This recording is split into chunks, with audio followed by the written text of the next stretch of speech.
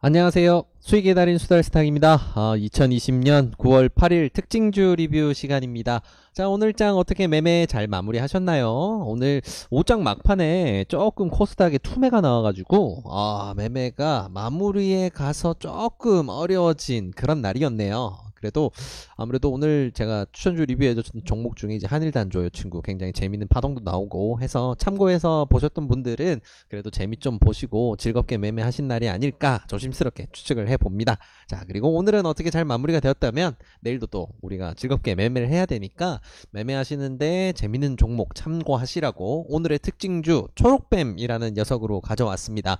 초록뱀은 오늘 상한가를 갔어요. 굉장히 뜨겁게 날아갔죠. 어떤 이유로 날아갔느냐? 잘 아실 겁니다. 잘 알고 계실 거지만 한번 지켜볼게요. 한번 열어서 보면 초록뱀 뭐 하는 회사냐? 뭐 했길래 이렇게 날아갔냐? 한번 보게 되면 방송사업 하는 회사네요. 방송사업을 하는 회사인데 무슨 일이 있었길래 상한가까지 갔을까? 좀 궁금하시죠? 알고 계신 부분을 제가 질질 끌면 재미없으니까 바로 말씀드릴게요. 네, 방탄소년단과 관련된 이슈로 부각이 되어서 오늘 상한가를 기록을 했습니다.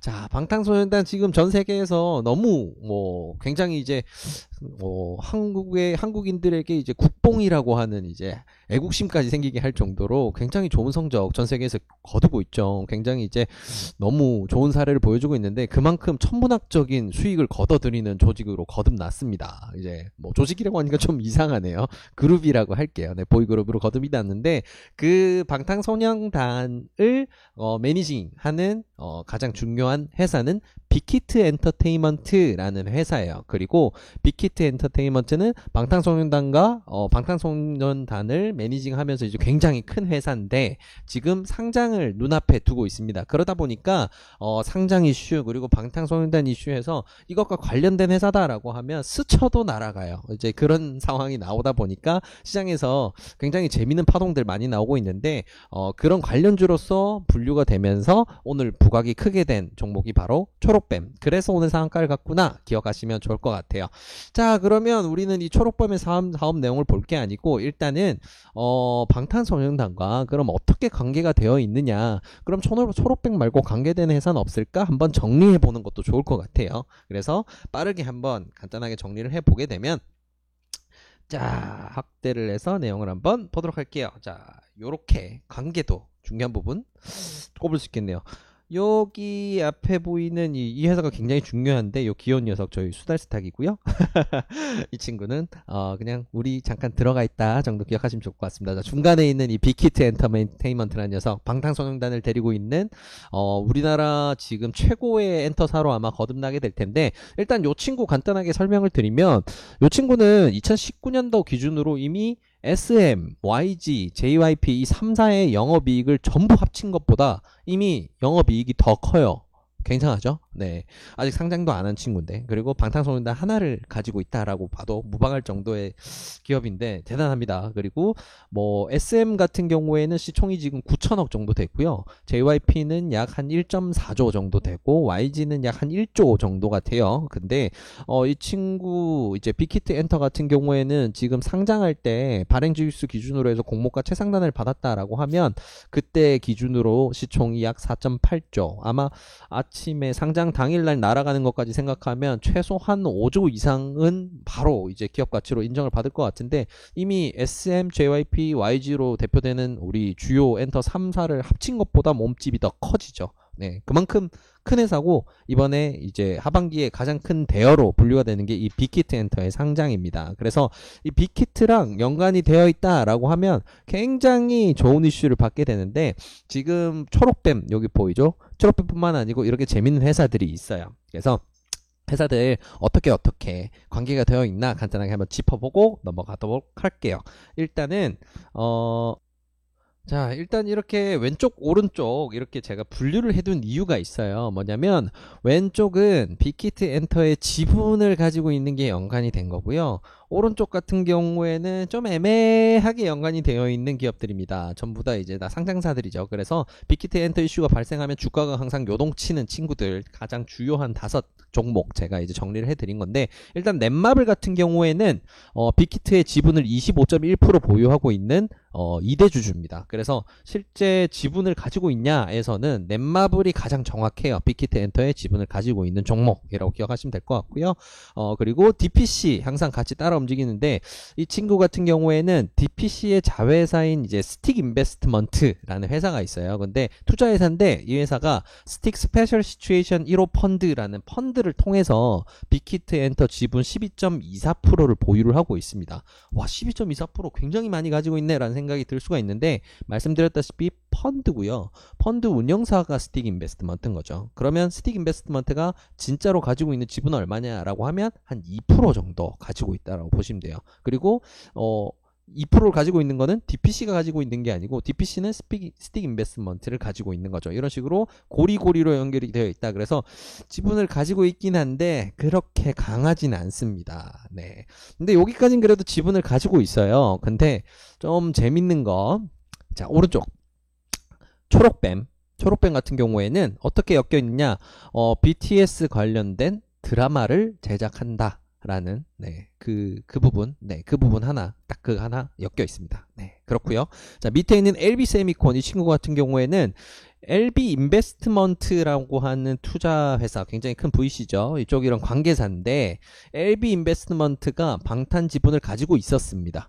네, 가지고 있었습니다. 네, 과거형이죠. 작년 말에 이미 전량 매각을 했고요. 지금은 지분이 0이에요. 그래서 작년 말에 이미 익절을 해버렸고 현재는 지분이 없다. 그러면 LB 인베스트먼트가 지분을 안 가지고 있고 LB 인베스트먼트가 지분이 없는데 거기에 관계사인 LB 세미콘은 글쎄요. 무슨 연관이 있는지 잘 모르겠어요. 하지만 시장이 움직일 때, 이 방탄 이슈를 움직일 때 같이 움직입니다. 네, 그렇습니다. 네, 그 부분이 더 중요하죠? 네, 그렇습니다. 자, 그리고 마지막으로 키이스트. 자, 키이스트 같은 경우에는 키이스트의 일본 자회사가 BTS의 일본 활동을 매니징 했었어요. 네, 이번에도 과거형이네요. 네, 매니징 했었다. 지금은 어떻게 됐느냐? 지금은 계약이 이미 만료가 됐고요. 팬클럽만 관리 중이다. 네, 요렇게 정리가 되네요. 자, 자, 뭔가 좀 이상하다 싶으실 수도 있는데, 원래 이쪽 테마주라는 게 다 그렇습니다. 결국은 주가는 움직여요. 주가는 움직여요. 왜냐면 투자자들이 어떻게 생각하느냐에 따라서 주가는 움직이는 거기 때문에, 그렇기 때문에 너무 허무하다, 그렇게 자괴감에 빠지시거나 그렇게 생각하실 필요는 없고요. 일단 제일 중요한 거는 결국 돈이 어떻게 움직이느냐, 시장이 만들어주는 겁니다. 마스크 한 장 안 팔아도 마스크 대장주를 하는 그런 종목도 있고요. 아무 연관이 없어도 날아간 종목 얼마든지 많아요. 그래서 너무 나쁘게만 생각할 것도 아니고 우리는 이런 현상이 발생하고 있으니 이 현상 속에서 재미를 볼 수 있는, 우리에게 유리한 방법으로 활용할 수 있는 방향을 생각을 해봐야 되겠죠. 네, 그 부분이 가장 중요하다라고 정리를 하면 좋을 것 같습니다. 자, 그래서 이 부분 지분 관리계도 정리하자면 넷마블 지분, DPC 지분 엮여 있고요. 이쪽은 엮여 있다라는 정도. 그래서 그리고 가장 중요한 포인트, 중요한 거는 그게 아니고 시장이 어떻게 판단하느냐, 자금이 어떻게 움직이느냐라는 거 봐야죠. 그런 부분에서 오늘의 가장 중요한 대장주, 지금 현재 시점에서 이런 방탄과 빅히트 엔터와 관련된 가장 큰 이슈를 받은 종목은 초록뱀이다.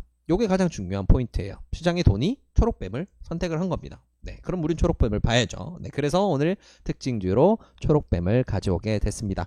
아우, 기업 소개가 정말 길었네요. 자, 그러면 이 친구 좋은 건 알겠고 이슈 뭐 받았는지 알겠고, 그럼 이제 우리 어떻게 다뤄야 되는지 한번 쭉 들여다보도록 할게요. 자, 일봉 먼저 추세를 살펴보게 되면 모든 종목들이 그랬듯이 코로나 시즌 쭉 빠진 다음에 올라왔는데, 자, 그 이후에 딱히 특출나게 그 이후로 상승을 하거나 그런 부분도 없었어요. 왜냐면 본업에서 좋은 성과를 내고 있지 못하다 보니까 일단은 폭락장 이후에 반등장까지 잘 편승을 해서 주가를 원래대로 돌려놓긴 했는데 상승은 못하고 있었죠. 근데 이번에 구간을 뚫는 파동을 만든 재료는 방탄이 결국은 해줬습니다. 그래서 빅히트 혹은 이제 방탄과 연관됨으로써 이렇게 날아가게 됐고, 앞에 이제 매직 구간이라고 할 수 있는 구간, 횡보하는 구간, 큰 밴드로 봤을 때 지금 보고 계신 봉은 일봉입니다. 네, 일봉상 횡보 구간에서 상단 박스, 하단 박스 규칙적으로 잘 맞추면서 횡보를 하고 있었고, 이제 최근 구간에서는 발산을 하기 시작했다. 완벽하게 매집이 끝나서 발산을 했다라기보다는 항상 이슈에 맞춰서 움직이는데, 이번에는 시장의 자금이 초록뱀을 많이 선택을 했고, 그러므로 인해서 박스를 뚫는 강한 슈팅이 나왔다라는 거, 이게 가장 중요한 포인트라고 할 것 같긴 해요. 왜냐면 이게 전형적인 매집과 발산이라고 보기에는 구간이 좀 너무 짧은 부분도 있고, 그리고 발산 전에 나타나는 징후들에서는 조금 애매한 부분도 있기 때문에 그런 식으로 좀 보면 될 것 같아요. 그래서 이게 앞으로 3,000원, 4,000원, 5,000원, 6,000원, 7,000원까지 날아갈 거야 라고 보기보다는 단타로서 대응하시는 게 더 좋은 방향이라고 저는 조언을 드리고 싶습니다. 그래서 이런 부분들 좀 참고를 하셔서 진행하시면 좋을 것 같고요. 일단 거래량은 너무 잘 터졌기 때문에 당분간 우리가 가지고 놀면서 재미를 볼 수 있는 여지는 굉장히 많습니다. 자, 그렇다면 우리가 잘 다루기 위해서 내용을 조금 자세히 볼게요. 자, 분봉으로 들어가서 중요한 부분들 체크해 보겠습니다. 자, 분봉상 추세선 살펴보기 전에 우리가 항상 제일 먼저 하는 거, 자, 초록뱀이라는 종목의 특징적인 거래량은 얼마일까 한번 체크를 해볼게요. 특징적 거래량을 우리가 항상 챙겨보는 거는 강조드리고 있죠. 특징적 거래량이 발생할 때는 중요한 추세 변곡점이 단기적으로 나올 수가 있어요. 그런 부분이 있기 때문에 항상 우린 종목을 들여다볼 때, 혹은 우리가 대응을 생각해야 된다라고 할 때 판단의 기준이 되는 게 거래량입니다. 종종 말씀드리지만 뉴스는 거짓말할 수 있고 차트도 거짓말할 수 있지만 돈은 거짓말을 못해요. 그래서 우리는 거짓말 못하는 녀석을 가장 중심적으로 보는 겁니다. 자, 그래서 이렇게 쭉 당겨봤을 때 올해 초부터 지금까지로 보게 되면 특징적인 거래량이 얼마 정도 터지냐, 최대 거래량이 터졌던 시점으로 보게 되면 3분봉상 약 1,300만 주 정도까지 터지고요. 꽤 많이 터졌다 수준으로 되는 거는 1,000만 주 정도라고 보면 될 것 같아요. 네, 1,000만 주 정도라고 보시면 될 것 같고요. 자, 그리고 이 정도면 그래도 우리가 조금은 유심히 봐야 될 거래량이다 라고 하려면 평균적으로는 600만 주 이상 거래가 터지네요. 거래량이 엄청 큽니다.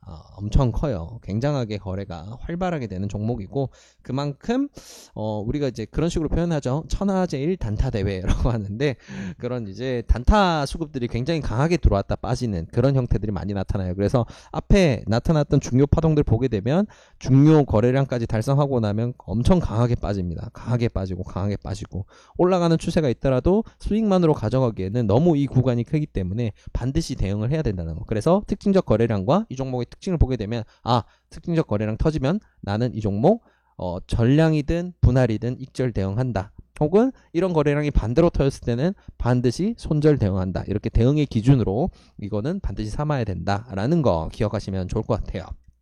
자, 특징적 거래량 살펴봤으니까 이제 오늘 구간 만들어 놓은 중요 밴드 기준으로 해서 내일장 대응 어떻게 해야 될지 차근차근 계획 세워보겠습니다. 일단 주요 가격 밴드부터 체크를 해볼게요. 오늘은 상한가로 잘 마무리가 됐고, 근데 가는 과정이 이렇게 굴곡들이 있었죠. 이런 굴곡들, 그리고 중간중간 자금을 밀어넣었던 이런 구간들 전부 다 중요한 우리의 매매 기준이 됩니다. 이런 포인트들, 이게 선이 너무 많으니까 살짝 치우고 정리를 해서 보도록 할게요. 네, 그래서 이렇게 해서 보게 되면, 자, 거래량 상한가를 갈 때는 상한가에 걸려있는 매물이 워낙 많기 때문에 보통 특징적 거래량이 터지는 게 정상이에요. 그래서 이거 같은 경우에는 뭐 자금을 밀어넣은 건 맞지만 완전 이거를 판단의 기준으로 봐서는 조금 부적합하고요. 중요한 포인트들, 거래량들 이런 거 좀 봐야 되겠죠. 자, 그래서 중요한 거래량이 터졌을 때 자금을 계속해서 밀어넣고 있느냐라고 보게 되면 일단은 뭐 가격부터 체크를 해볼게요. 자, 중요한 첫 거래량 굉장히 크게 구간을 뚫고 올라가면서 발생한 거래량 부분, 이 부분입니다. 자, 기준봉의 하단, 그리고 이 구간에서 위에 한번 익절을 강하게 털었죠. 여기 연달아서 올라온 이 거래봉 같은 경우에는 이봉 같은 경우에는 이거는 자금을 빨간 거래량이 나왔다고 해서 이거는 자금을 여기서 또 이렇게 많이 밀어 넣었어 라고 판단하실 게 아니고요. 이거 같은 경우에는 자금이 들어오는 자금과 나가는 자금이 강하게 싸우는 적입니다. 이런 거 같은 경우에는 자금을 밀어 넣었다라기보다는 여기서는 익절을 그만큼 하고 많이 나갔다, 이 구간에서 올라온 단타 물량들이 많이 익절을 했구나 라는 거, 요렇게 판단을 하셔야 됩니다. 자, 그래서 실제로 조금 이렇게 당겨서 보게 되면 매수봉이라고 볼 수 있는 주요봉은 요 친구 하나고 그 뒤에 요 친구들 같은 경우에는 매도봉이라고 봐야 되겠죠. 네, 아무튼 근데 재밌는 부분은 이렇게 강한 매도가 나오고 익절 물량이 나왔는데 가격이 별로 밀리질 않아요. 가격이 얼마 정도 최대 밀린 게 2%밖에 되질 않네요. 힘이 아직 살아있다는 거죠. 그래서 결국은 밀어 올리면서 올라가는데 그 다음에 강하게 거래량이 터졌던 이 구간 살펴보게 되면 자, 하단 그리고 이 구간에서 발생했던 이제 상단까지 이렇게 굉장히 중요한 가격대로 볼 수가 있겠네요. 자, 그리고 자, 다른 가격대들 어디가 중요할까 체크를 해보면 상한가를 가기 전에 마지막에 머물렀던 이 구간 마찬가지로 거래량이 굉장히 많이 터졌죠. 이 친구들. 자, 그래서 이 구간들 해서 결국은 하단 그리고 그 다음은 어차피 상한가 이 마지막 종가 부분이기 때문에 이건 나중에 챙겨보면 될 것 같네요. 자, 그래서 요렇게 우리가 꼽을 수 있는 굉장히 주요 가격 밴드 정리를 할 수가 있습니다. 자, 주요 가격 밴드를 우리가 왜 정리를 하느냐? 우리가 이런 중요 가격 밴드를 알아야 이 구간들까지 만약에 밀려 내려왔다라고 했을 때 지지를 해줄 수 있는 구간이 어디냐 우리가 가늠을 할 수가 있고요. 그래야 매매를 어떻게 할지 계획을 세울 수가 있어요. 예를 들어서 내가 이번 중간 눌림목이 여기였네. 여기 2020원 부근, 2000원 부근으로 생각을 하게 되면 만약에 내일 시초가 샀다가 실패를 하게 되면 마이너스 13%입니다. 견딜 수 없는 일이 일어나죠. 그래서 이 부분 같은 경우에는 만약에 내가 이쪽을 손절가로 잡겠다라고 하면 매수를 여기서 한다든가 여기서 해야 돼요. 이런 식으로 내가 어디를 손절선으로 잡고 어디를 강한 지지선으로 보고 대응을 하느냐에 따라서 진입 시점도 모두 다 달라지게 됩니다. 그래서 가격 밴드를 항상 체크를 하는 거예요. 지지 저항을 해줄 수 있는 부분 이런 거 체크한다는 거 기억하시면 좋을 것 같고요. 자, 방금 보셨던 것처럼 제일 하단에 있는 상승 추세 일봉상으로도 여기는 추세를 뚫고 돌파가 나온 구간입니다. 그래서 굉장히 강한 지지선인데 이 친구 같은 경우에는 스윙으로 봤을 때 지지선으로 보는 거지 우리가 지금 단기 대응으로 할 때는 지지선으로 보기에는 너무 거리가 멀어요. 그렇기 때문에 이 친구는 제외를 시키고요. 자, 그 다음으로 그러면 올 수 있는 친구 어디냐? 요 정도까지는 볼 수가 있겠죠. 왜냐면 이 종목은 워낙 급등락이 심한 종목이기 때문에 그렇다는 거 기억하시면 좋을 것 같습니다. 자, 그래서 이렇게 주요 가격 밴드들 정리됐고요. 그러면 내일 우리가 초록뱀이 어떻게 출발하느냐에 따라서 어떻게 대응할지 내용 한번 정리해 보도록 할게요. 자, 일단 첫 번째로 보합 출발 혹은 약세 출발을 했을 때 우리가 어떻게 대응을 할까 생각을 해보면 좋겠죠. 자, 일단은 보합 출발을 하거나 약세 출발을 했을 때 우리가 선택할 수 있는 선택지 당연히 첫 번째는 시초가 매수겠죠. 시초가 매수. 그리고 그 다음 매수 같은 경우에는 2282원, 2300원에서 살짝 밀리는 이 구간에서 2차 매수 들어가면 좋습니다. 자, 이렇게 매수를 내가 진행을 했다라고 한다면 평단이 요쯤에서 생기게 될 텐데 그렇게 했을 때 나는 손절선은 어디로 잡아야 되냐? 여기로 잡아야 됩니다. 요까지만 하더라도 3.7% 정도, 3.5%에서 3.7% 정도의 손실 구간이에요. 이렇게 평단을 잡았을 때 약세 출발을 어느 정도 크게 하지 않았다라는 선에서 우리가 잡는 게 이 밴드입니다. 그래서 이렇게 샀을 때는 손절선을 2226원 뭐 좀 이렇게 보면 애매하니까 2230원 조금 가격 특이점을 생각했을 때는 이렇게 보면 되겠네요. 2200원 이렇게 했을 때 우리가 대응할 수 있는 부분은 손절선을 마이너스 4.6% 정도까지 봐야 되는 급등주기 때문에 내가 빠른 매수로 들어갔을 때는 이렇게 대응할 수밖에 없다는 거 기억하시면 좋을 것 같고요. 자, 그래서 약세 출발을 했을 때 첫 번째 내가 항상 하던 대로 시초가 매수하고 그 다음 지지선에서 2차 매수하고 그 다음 지지선에서 손절 라인 잡는다라고 하게 되면 이렇게 첫 번째 매수, 두 번째 매수 그리고 손절 라인은 여기 이렇게 잡으시면 되고요. 자, 그 다음에 만약에 갭 하락 출발이 꽤 크게 나왔다. 갭 하락이 잠시만요. 갭 하락이 3% 이상을 발생을 해서 한 요 구간 정도에서 출발이 요 구간에서 됐다라고 하면 나는 매수를 어디서 하냐? 1차 매수가 여기고 2차 매수가 여기입니다. 2차 매수가 여기에요. 그래서 평단을 최대한 이 구간 정도 2180원에서 90원 정도로 맞춰 주시고요. 이렇게 하게 됐을 때 우리의 손절 라인은 어디냐? 바로 여기서 그냥 바로 자르는 겁니다. 이런 경우에는 이 다음으로 밀리게 되면 어디까지 밀리냐? 앞에 우리가 짚어드렸죠. 그 밑에 우리 지선 있던 거 여기까지 밀리는 거 어렵지 않습니다. 그리고 중요한 매물대가 있었던 요 구간에서 지지를 해줄 수는 있겠죠. 물론 아침에 갭이까지 떴다라고 한다면 지지선은 여기까지 이평선도 끌려 올라오고요. 앞에 매물대도 있는 구간이기 때문에 2100원 선에서는 지지를 해줄 수 있습니다. 다만 이 구간에서 이 구간도 굉장히 손실이 커질 수가 있기 때문에 이왕이면 내가 갭 하락이 3% 이상 발생해서 진입을 한다라고 하면 요 구간 진입을 하시고 평단 여기서 요 정도에서 한번 자르세요. 그리고 만약에 이게 내가 대응이 안 됐다라고 한다면 요 구간을 일탈할 때는 반드시 손절을 하는 겁니다. 이 부분 반드시 기억을 하시면 좋습니다. 왜냐면 이렇게 대응을 하지 않으면 손실 제한이 안 돼요. 그리고 끌려가게 되면 이런 종목은 어디까지 빠질지 모르는 거기 때문에 반드시 대응을 하셔야 됩니다. 그래서 이런 부분들은 반드시 기억을 하시고 가시면 좋겠습니다. 네.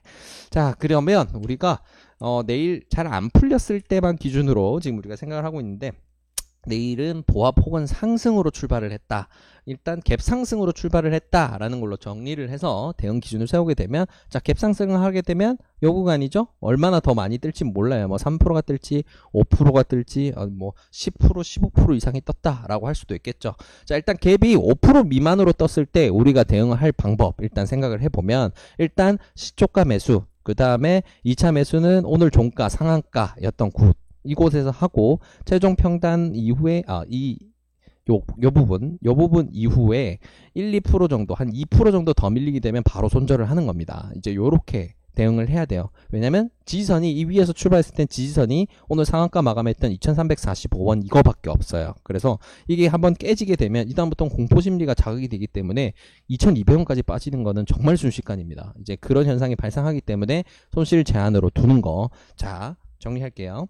5% 미만으로 갭이 떠서 출발을 했다. 근데 난 잡아야 되겠다 라고 하신다면 시초가 1차, 2차는 잡으시되 보합 근처까지 기다려서 잡으시고요. 그 다음에 보합 이 부분 오늘 상한가로 마무리됐던 2345원을 지지하지 못하고 여기서 1, 2% 정도 빠졌다라고 그러면 바로 잘라버리는 형태로 보면 좋겠죠. 나는 조금 더 보고 싶다라고 한다면 최악으로 길게 보는 게 2280원 선입니다. 이거까지 마지막으로 본다라는 거 기억하시면 좋을 것 같아요. 자, 그러면 내일 갭이 한 10% 이렇게 떠버렸다. 그런 경우에는 어떻게 하느냐? 그러면 그런 경우에는 첫 봉을 보고 대응을 하는 겁니다. 첫 봉에서 첫 3분봉이 형성이 됐는데 이 봉에서 거래량이 특징적인 거래량까지 터지지 않았고, 그리고 양봉이 형성된다 라고 하면 그때 1차 매수로 추격 매수로 들어가시는 게 차라리 더 나을 수도 있어요. 근데 뭐 일단은 우리가 매뉴얼대로 하자면 시초가로 1차를 잡으시되 그 봉에서 4%에서 5% 정도 밀리게 되면 추가 매수를 하는 게 아니고요. 거기서 바로 손절을 하는 겁니다. 자, 다시 정리를 해서 말씀드릴게요. 시초가 갭이 8%, 10%, 15% 이렇게 크게 떴을 때는 어떻게 대응하느냐? 첫 봉에서 시초가로 잡더라도 그 봉에서 하락폭이 4%, 5% 이상 발생을 하고 특징적인 거래량에 준하는 거래량이 터졌다라고 하면 바로 손절을 하는 겁니다. 자, 그러면 이 정도 거래량까지 나오진 않고 한 2, 3% 정도까지 밀렸다라고 하면 거기서는 추가 매수를 하는 거예요. 2차 매수까지는 하는 거예요. 그리고 그 평단에서 3% 이상 가격이 빠진다라고 하면 바로 손절을 합니다. 그런 식으로 대응을 하셔야 되는 거. 왜 그러냐면요. 그 구간에서는 지지 구간으로 볼 수 있는 게 다시 여기밖에 없어요. 10%가 떴다가 여기까지 내려오면 손실이 10%죠.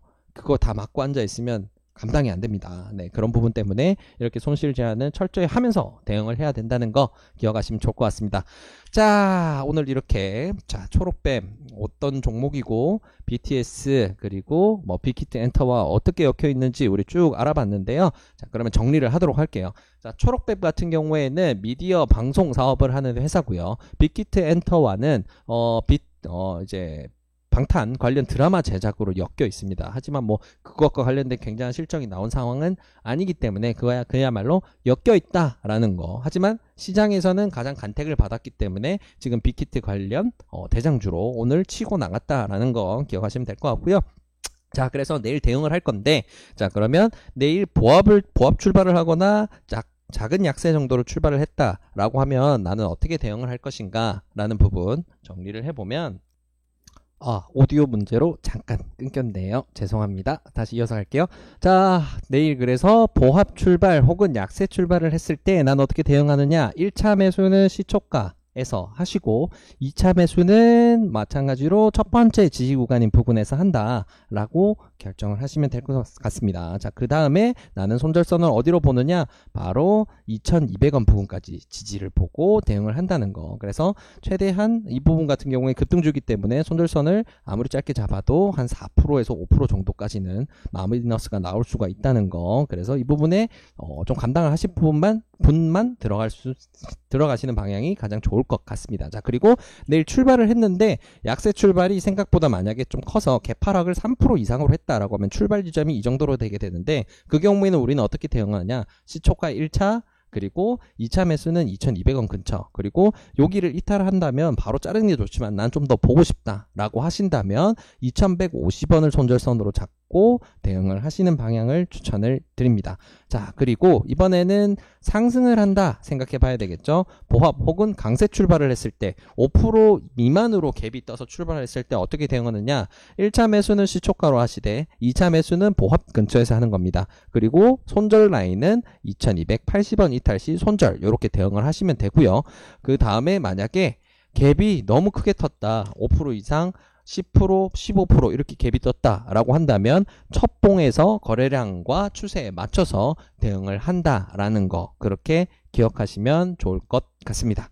자, 오늘 이렇게 초록뱀 낱낱이 한번 열어서 들여다봤는데 이 내용 바탕으로 해서 초록뱀 매매 굉장히 성공적으로 마무리하셨으면 좋겠고요. 이 영상이 도움이 되셨다라고 하신다면 주저하지 마시고 구독과 좋아요를 통해서 저희 수달스탁을 응원해 주시기 바랍니다. 감사합니다.